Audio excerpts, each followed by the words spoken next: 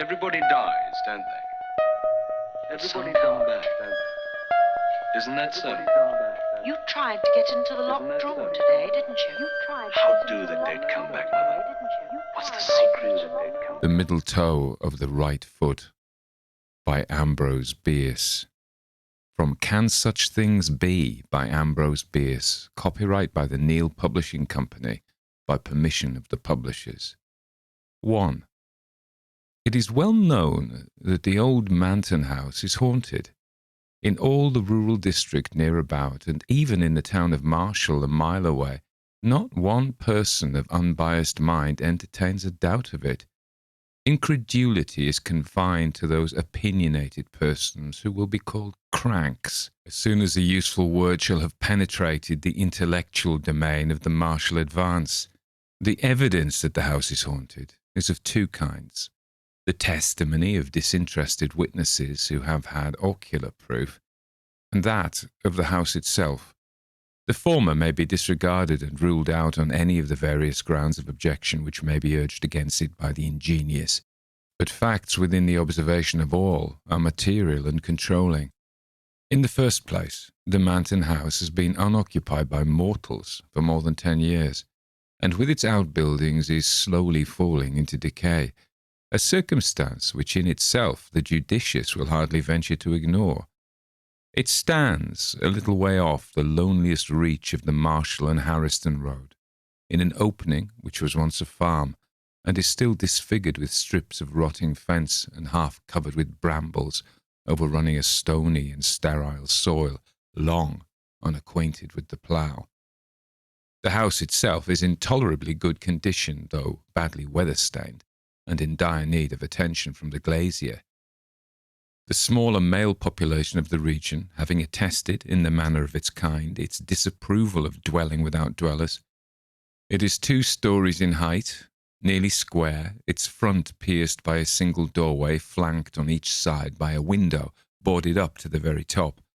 Corresponding windows above, not protected, serve to admit light and rain to the rooms of the upper floor. Grass and weeds grow pretty rankly all about, and a few shade trees, somewhat the worse for wind, and leaning all in one direction, seem to be making a concerted effort to run away. In short, as the Marshalltown humorist explained in the columns of the Advance, the proposition that the Manton House is badly haunted is the only logical conclusion from the premises. The fact that in this dwelling, Mr. Manton thought it expedient one night, some 10 years ago, to rise and cut the throats of his wife and 2 small children, removing at once to another part of the country, has no doubt done its share in directing public attention to the fitness of the place for supernatural phenomena. To this house, one summer evening, came 4 men in a wagon. 3 of them promptly alighted, and the one who had been driving hitched the team to the only remaining post of what had been a fence. The 4th remained seated in the wagon. "Come," said one of his companions, approaching him, while the others moved away in the direction of the dwelling. "This is the place." The man addressed did not move. "By God," he said harshly, "this is a trick, and it looks to me as if you were in it."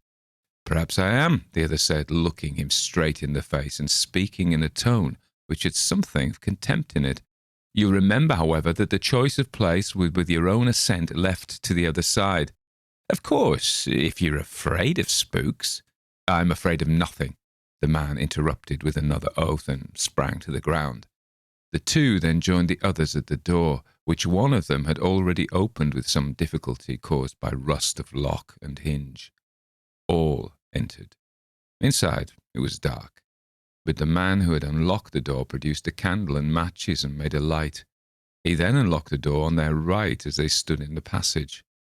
This gave them entrance to a large, square room that the candle but dimly lighted. The floor had a thick carpeting of dust which partly muffled their footfalls.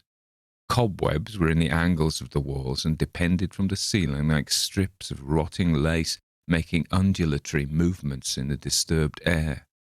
The room had 2 windows in adjoining sides, but from neither could anything be seen except the rough inner surfaces of boards a few inches from the glass. There was no fireplace, no furniture. There was nothing. Besides the cobwebs and the dust, the 4 men were the only objects there which were not a part of the structure. Strange enough they looked in the yellow light of the candle. The one who had so reluctantly alighted was especially spectacular. He might have been called sensational. He was of middle age, heavily built, deep-chested and broad-shouldered. Looking at his figure, one would have said that he had a giant's strength. At his features, that he would use it like a giant. He was clean-shaven, his hair rather closely cropped and grey. His low forehead was seamed with wrinkles above the eyes, and over the nose these became vertical. The heavy black brows followed the same law, saved from meeting only by an upward turn at what would otherwise have been the point of contact. Deeply sunken beneath these, glowed in the obscure light a pair of eyes of uncertain colour, but obviously enough too small. There was something forbidding in their expression which was not bettered by the cruel mouth and wide jaw. The nose was well enough, as noses go. One does not expect much of noses. All that was sinister in the man's face seemed accentuated by an unnatural pallor. He appeared altogether bloodless. The appearance of the other men was sufficiently commonplace. They were such persons as one meets and forgets that he met. All were younger than the man described, between whom and the eldest of the others who stood apart there was apparently no kindly feeling. They avoided looking at each other. "Gentlemen," said the man holding the candle and keys, "I believe everything is right. Are you ready, Mr. Rosser?" The man standing apart from the group bowed and smiled. "And you, Mr. Grossmith?" The heavy man bowed and scowled. "You'll be pleased to remove your outer clothing." Their hats, coats, waistcoats, and neckwear were soon removed and thrown outside the door in the passage. The man with the candle now nodded, and the 4th man, he who had urged Grossmith to leave the wagon, produced from the pocket of his overcoat 2 long, murderous-looking bowie knives, which he drew now from their leather scabbards. "They are exactly alike," he said, presenting one to each of the 2 principals. For by this time the dullest observer would have understood the nature of this meeting. It was to be a duel to the death. Each combatant took a knife, examined it critically near the candle, and tested the strength of the blade and handle across his lifted knee. Their persons were then searched in turn, each by the second of the other. "If it's agreeable to you, Mr. Grossmith," said the man holding the light, "you will place yourself in that corner." He indicated the angle of the room farthest from the door, whither Grossmith retired, his second parting from him with a grasp of the hand which had nothing of cordiality in it.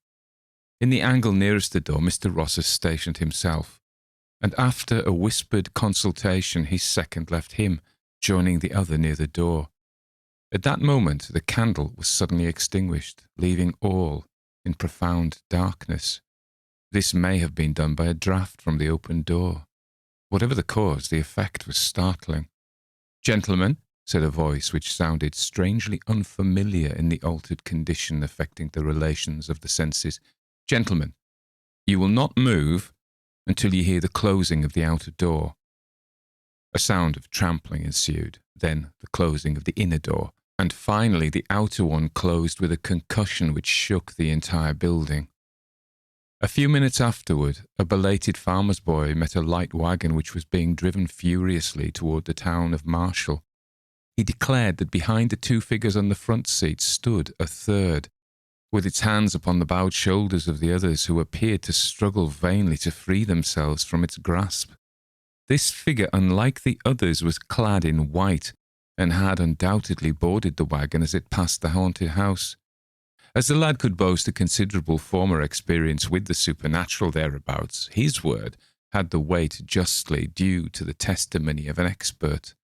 The story, in connection with the next day's events, eventually appeared in the Advance, with some slight literary embellishments and a concluding intimation that the gentlemen referred to would be allowed the use of the paper's columns for their version of the night's adventure, but the privilege remained without a claimant.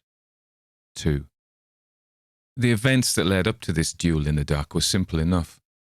One evening, 3 young men of the town of Marshall were sitting in a quiet corner of the porch of the village hotel, smoking and discussing such matters as 3 educated young men of a southern village would naturally find interesting. Their names were King, Sancha, and Rosser. At a little distance within easy hearing, but taking no part of the conversation, sat a 4th. He was a stranger to the others.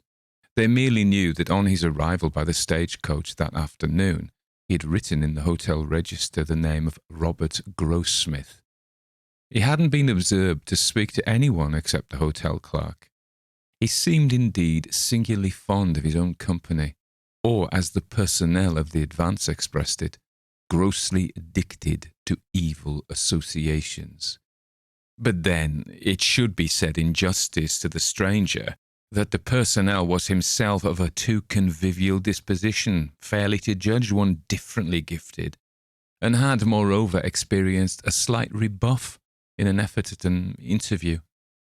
"I hate any kind of deformity in a woman," said King, "whether natural or acquired. I have a theory that any physical defect has its correlative mental and moral defect." "I infer then," said Rosser gravely, "that a lady lacking the moral advantage of a nose would find the struggle to become Mrs. King an arduous enterprise." "Of course you may put it that way," was the reply, "but seriously, I once threw over a most charming girl on learning quite accidentally that she had suffered amputation of a toe. My conduct was brutal, if you like, but if I had married that girl, I should have been miserable for life and should have made her so. Whereas," said Sancho with a light laugh, "by marrying a gentleman of more liberal view, she escaped with a parted throat." "Ah, you know to whom I refer. Yes, she married Manton. But I didn't know about his liberality. I'm not sure, but he cut her throat because he discovered that she lacked that excellent thing in a woman, the middle toe of the right foot." "Look at that chap," said Rosser in a low voice, his eyes fixed upon the stranger. That chap was obviously listening intently to the conversation. "Damn his impudence," muttered King. "What ought we to do?" "That's an easy one," Rosser replied, rising. "Sir," he continued, addressing the stranger, "I think it would be better if you would remove your chair to the other end of the veranda. The presence of gentlemen is evidently an unfamiliar situation to you." The man sprang to his feet and strode forward with clenched hands, his face white with rage. All were now standing. Sancho stepped between the belligerents. "You are hasty and unjust," he said to Rosser. "This gentleman has done nothing to deserve such language." But Rosser wouldn't withdraw a word. By the custom of the country and the time, there could be but one outcome to the quarrel. "I demand the satisfaction due to a gentleman," said the stranger, who had become more calm. "I have not an acquaintance in this region. Perhaps you, sir," bowing to Sancho, "will be kind enough to represent me in this matter." Sancho accepted the trust somewhat reluctantly, it must be confessed, for the man's appearance and manner were not at all to his liking. King, who during the colloquy had hardly removed his eyes from the stranger's face and had not spoken a word, consented with a nod to act for Rosser, and the upshot of it was that the principals having retired, a meeting was arranged for the next evening. The nature of the arrangements has already been disclosed. The duel with knives in a dark room was once a commoner feature of southwestern life than it is likely to be again. How thin a veneering of chivalry covered the essential brutality of the code under which such encounters were possible, we shall see. 3. In the blaze of a midsummer noonday, the old Manton house was hardly true to its traditions. It was of the earthy. The sunshine caressed it warmly and affectionately with evident disregard for its bad reputation. The grass greening all the expense in its front seemed to grow, not rankly, but with a natural and joyous exuberance, and the weeds blossomed quite like plants. Full of charming lights and shadows and populous with pleasant-voiced birds, the neglected shade trees no longer struggled to run away, but bent reverently beneath their burdens of sun and song. Even in the glassless upper windows was an expression of peace and contentment due to the light within. Over the stony fields, the visible heat danced with a lively tremor incompatible with the gravity which is an attribute of the supernatural. Such was the aspect under which the place presented itself to Sheriff Adams and 2 other men who had come out from Marshall to look at it. One of these men was Mr. King, the sheriff's deputy. The other, whose name was Brewer, was a brother of the late Mrs. Manton. Under a beneficent law of the state relating to property which has been for a certain period abandoned by an owner whose residence cannot be ascertained, the sheriff was legal custodian of the Manton farm and appurtenances thereunto belonging. His present visit was in mere perfunctory compliance with some order of a court in which Mr. Brewer had an action to get possession of the property as heir to his deceased sister. By a mere coincidence, the visit was made on the day after the night that Deputy King had unlocked the house for another and a very different purpose. His presence now was not of his own choosing. He had been ordered to accompany his superior, and at the moment could think of nothing more prudent than simulated alacrity in obedience to the command. Carelessly opening the front door, which, to his surprise, was not locked, the sheriff was amazed to see, lying on the floor of the passage into which it opened, a confused heap of men's apparel. Examination showed it to consist of 2 hats and the same number of coats, waistcoats, and scarves, all in a remarkably good state of preservation, albeit somewhat defiled by the dust in which they lay. Mr. Brewer was equally astonished, but Mr. King's emotion is not of record. With a new and lively interest in his own actions, the sheriff now unlatched and pushed open a door on the right, and the 3 entered. The room was apparently vacant. No. As their eyes became accustomed to the dimmer light, something was visible in the farthest angle of the wall. It was a human figure, that of a man crouching close in the corner. Something in the attitude made the intruders halt when they had barely passed the threshold. The figure more and more clearly defined itself. The man was upon one knee, his back in the angle of the wall, his shoulders elevated to the level of his ears, his hands before his face, palms outward, the fingers spread and crooked like claws. The white face, turned upward on the retracted neck, had an expression of unutterable fright. The mouth half open, the eyes incredibly expanded. He was stone dead. Yet, with the exception of a bowie knife which had evidently fallen from his own hand, not another object was in the room. In thick dust that covered the floor were some confused footprints near the door and along the wall through which it opened. Along one of the adjoining walls, too, past the boarded-up windows, was the trail made by the man himself in reaching his corner. Instinctively, in approaching the body, the 3 men followed that trail. The sheriff grasped one of the outthrown arms. It was as rigid as iron, and the application of a gentle force rocked the entire body without altering the relation of its parts. Brewer, pale with excitement, gazed intently into the distorted face. "God of mercy," he suddenly cried. "It's Manton!" "You are right," said King, with an evident attempt at calmness. "I knew Manton. His hen wore a full beard and his hair long, but this is he." He might have added, "I recognized him when he challenged Rosser. I told Rosser and Sancho who he was before we played him this horrible trick. When Rosser left this dark room at our heels, forgetting his outer clothing in the excitement and driving away with us in his shirt sleeves, all through the discreditable proceedings we knew with whom we were dealing, murderer and coward that he was." But nothing of this did Mr. King say. With his better light, he was trying to penetrate the mystery of the man's death, that he had not once moved from the corner where he had been stationed, that his posture was that of neither attack nor defence, that he had dropped his weapon, that he had obviously perished of sheer horror of something that he saw. These were circumstances which Mr. King's disturbed intelligence could not rightly comprehend. Groping in intellectual darkness for a clue to his maze of doubt, his gaze, directed mechanically downward in the way of one who ponders momentous matters, fell upon something which there, in the light of day, and in the presence of living companions, affected him with terror. In the dust of years that lay thick upon the floor, leading from the door by which they had entered, straight across the room to within a yard of Manton's crouching corpse, were 3 parallel lines of footprints. Light but definite impressions of bare feet. The outer ones, those of small children. The inner, a woman's. From the point at which they ended, they did not return. They pointed all one way.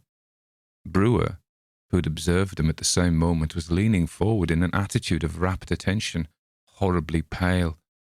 "Look at that," he cried, pointing with both hands at the nearest print of the woman's right foot, where she had apparently stopped and stood. "The middle toe's missing." It was Gertrude. Gertrude was the late Mrs. Manton, sister to Mr. Brewer.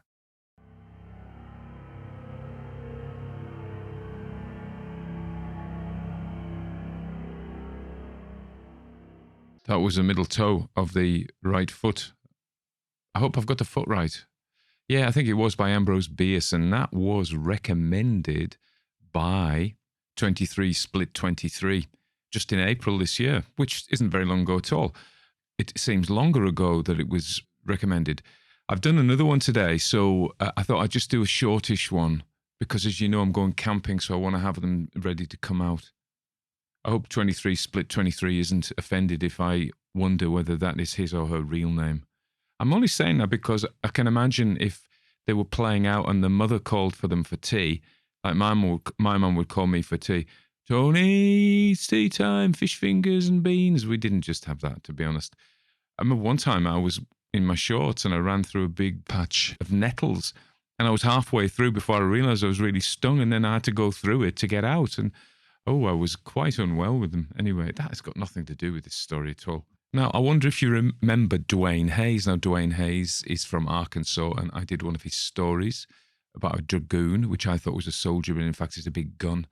And he came on. He lives in the Middle East now, and he has such an accent. I loved his accent. I wanted to talk like him. Either him or Matthew McConaughey or somebody like that. Oh no, I don't know. Christopher Walken, he would do. There are plenty of accents I do cover, such as Sir Anthony Hopkins, Sir Richard Burton, and then there's a guy called Douglas Murray who's very patrician in English, and he writes for The Spectator, and I was listening to him on a podcast. Michael Fassbender. I like some really nice, good, strong Glaswegian accents. I love a Dublin accent. Other ones do I covet? Australian, South African. So there's plenty of accents I want to talk like, all from all over. My point of mentioning Dwayne is that he's a big Ambrose Bierce fan, and he sent me some recommendations for stories as well. And you can see why, really. I'm astonished I've only ever done one story in the 2.5, going on 3 years we've done this podcast. I've only done The Moonlight Road. And Ambrose Bierce, his stories are so well crafted. I mean, he was a journalist as well. He was a really famous guy in his time. He wrote an article about disappearances. I did an article when I was writing for Medium about disappearances, drawing on some of his stuff. And then, of course, mysteriously, he went to cover the Mexican Civil War and disappeared. Dun, dun, dun. I don't think there's anything mysterious about that. It's fairly easy to disappear in a war, I would imagine. So I'm not going to say anything about Ambrose, apart from what a guy he was.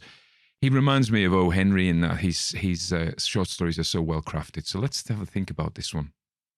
One of the things you find about Ambrose Bierce's story is that he's a bit sneaky, but we let him away with it because it's so well done. And what I mean by him being sneaky is he knows a lot of stuff, he just doesn't tell us. He writes from this third-person omniscient, sort of like a film camera. You know, he isn't any of the people in it. It's not like speaking to any of the characters' voices, so we can't accuse them of deceiving us. It's him. He knows everything, and he doesn't tell us, and he reveals it drip by drip by drip. And so we're like, aha, aha, aha, all the way through. But it is a tiny bit sneaky. So it's set in the rural southwest, undeveloped rural parts of the USA. It was published in 1890, but given that people write from their memory, it was probably represents about 1870 or even earlier. Certainly it was a time of the wildish West in that people were still solving problems by dueling with Bowie knives. So the first part is a brief description of the house itself and its setup, the tragedy that happened there and the reputation of it being haunted. Fair enough. The next bit is very cinematic in that we have 4 unknown and unintroduced men. He knows exactly who they are. He just doesn't tell us, the reader, who they are. and they come up, and there are clues. So this is very much show, not tell. We just see the scene. So that's what I say about being cinematic. And you know my theories about all this show, not tell stuff, which wasn't the case in earlier writing, particularly in Victorian writing, or even earlier, from the earliest days of the novel. It's cinematic. It's the growth of the cinema. So we're used to seeing things. So the injunction comes, we must show things. Well, Ambrose Bierce does that really well. So we see this, and we see the evil-looking guy. And because of the descriptions, we are now making pictures and ideas. We're coming to theories in our mind about what's going on here. And he gradually reveals it to us at the end. So at the end, it's revealed this is going to be a duel with Bowie knives. But we don't know anything about why it is and why it's there and anything about it. So it's a kind of a suspense, asking questions. We want to know questions. It's a very common thing in a story to raise a question because there's something about the human being that just wants to know the answer to that question, no matter in many ways how banal it is. But we don't know. We're like, what's going on here? That's the question. And what actually happens isn't clear to us till later either. But what actually happens when you look back is that they're playing a trick on him. They want to get out of the fight. So they trick this bloke. And remember, so far, we don't know why or what they're fighting about. They trick him into being alone, locked up in the dark in a haunted house. And I often wonder if that had gone to plan or not gone to plan. He would have gone and found them, and he would have beaten the pulp out of them, wouldn't he? Or them to a pulp, like big pumpkins. Now, later on, it becomes clear why they've done this and the irony of it, that he is the murderer. He is the creator of the ghost story, if you like. So it's a kind of ironic thing. Remember, one of the functions of ghost stories, as we see at the very end, is to right wrongs, is to come and do revenge. You know, it's a very ancient theme, this. So that's part one. The evil house, the four unknown men turn up. It becomes clear there's going to be a duel. We don't know that their plan is to lock him in. At that point, that only becomes clear at the very end. But once we do realize it, oh yeah, of course, that's what they were doing. Yeah, that makes sense now. But all we get is a show of what's happened. So it leaves a lot of questions. This is very much Ambrose Bierce. If you think the other one I did, The Moonlit Road, very similar kind of idea then. Lots of pictures of what's happening. Very cinematic. But no, whereas another writer might have been tempted to fill in the details and explain it away before. Bierce just doesn't really. He just neatly ties it up, providing the least possible explanation, but sufficient for us to go, aha, and have the penny drop. So the second scene starts with these three blokes, young men, who were prigs, one would say. The topic of their conversation is appalling, about women and this, and it turns out, oh yeah, I know who you're talking about. You're talking about that lass you chucked over because she had a toe missing. And he goes, aha. Now, what we don't realise is that I didn't realise at this point that this stranger, the evil-looking stranger, is fuming because it's a reference to him and murdering his wife and kids. Now, question, plot hole, what the heck was he doing back there? Why did he go back there? Now, at first, they don't recognise him, and Bierce says he was a stranger to them. And that's not true. And later on, it's explained that he was recognised. So that's a bit of a lie, a bit of a fib to us, really, a misleading thing. But we'll let him off because it helps the story build up. But the truth is, he wasn't a stranger to them. They knew, but it wouldn't have served the twist at the end for them to disclose that. So he had to keep it from us. I mean, I think the twists running to the end are that they did know him, that he is the man who murdered them, and the final twist is the ghost killed him when he was just supposed to be locked in the room. So I think that's three twists, which isn't bad. And the final part is the third part, when King goes back, and he's been at the do the previous night, and it seems a massive coincidence that somebody is going to go and look at this derelict place. The sheriff is going with Brewer, who is the heir of whose sister was murdered. It's important that it's him because he can recognise the footprint of the missing toe, but we realise that King would know that because that was disclosed at the meeting of the three chaps, being rather nasty at the hotel. And it's like, well, yeah, okay, that's a bit of a coincidence, really. And it's also a massive coincidence that King is the deputy. And maybe it would have been more believable and less coincidental and less straining credibility, whatever, if King hadn't gone back, it'd been somebody else. But I think the fact that King is back just ties it neatly in. And sometimes we can accept coincidences because this is a fable. We've got to remember, stories are not real. Hey, that might come as news to you, but these are artificial. Life doesn't work like this. The purpose of stories is to make us feel that life is a lot more predictable than it is, because life is, as you know, I was talking to somebody the other day, you know, when I look back at my life, it's been one thing after another, with a lot of accidents and happenstance and no real progression in any logical way. If my life was a story, they'd just bin it because, and that's true for most of us, our lives do not follow a story pattern, but the purpose of stories is to kind of put shape onto it and to tell us how we should behave. The purpose of stories is to tell us how we should live. That is the whole function of stories. They are social control in a lovely way, but they entertain us, and they, through our playing on our emotions, they make us conform to patterns of human behavior, or they reinforce acceptable patterns of human behavior. That's what they always were. I think they still are, to be fair. So it's a very neat story, 1, 2, 3 acts, and, you know, 3 twists, and neatly put together. I don't think there's any single description or element in that that's superfluous. It's so lean. It's really fantastic, and you can forgive him the you know, the plot holes. Why did Lado, as we say, why did Manson come back? Not Manson, but Manston. That's a different story completely. And why didn't he tell us it recognised him? And how come King was the one of all people to go back the day after? The only thing I don't get is your man strip off. I suppose one is. I used to live in a very rough street, and in the summer, every now and again there would be men fighting, and they would always rip their shirts off and go, "Come on, come on, come on! I love you," you know, which is very amusing. But yeah, they'd always rip their shirts off.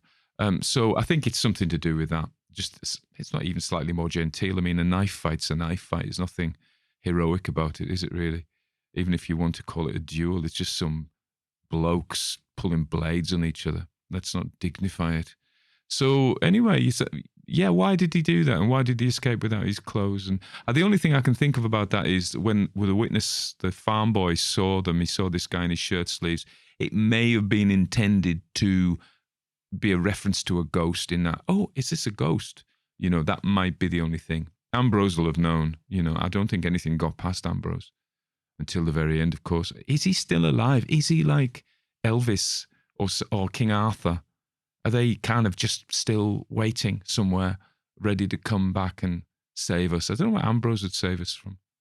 Poor storytelling, perhaps. Anyway, that's about it. I've done 2 of these today.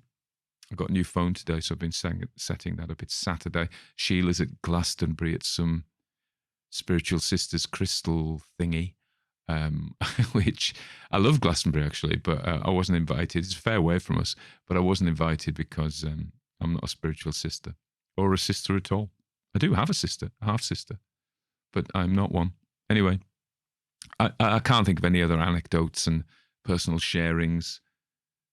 So you take care. By the time you hear this on the podcast, I will be camping in Wales. I hope it doesn't rain.